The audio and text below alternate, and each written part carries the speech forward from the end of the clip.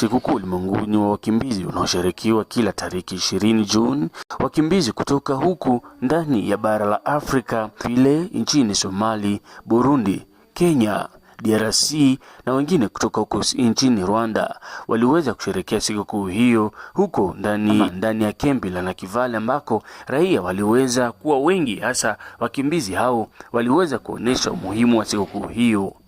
Viongozi wa nchi ya Uganda waliweza kujiunga nao na kuweza kuonesha namna gani wataendelea kuwa nao bega kwa bega, ijapokuwa shida na madhulumu ambao wanakuwa wakipitia ndani ya kambi.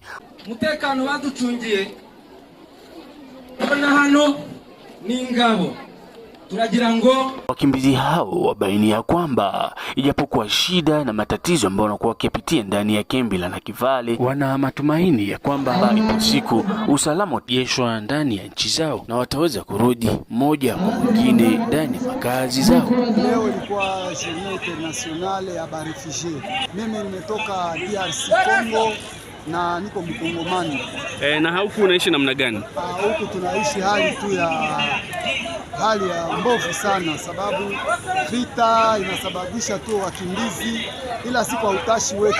Wakimbizi wengine kuanza kujifunza kazi za mkono ili waweze kuona namna gani wanaweza kuishi ndani ya kambi hiyo.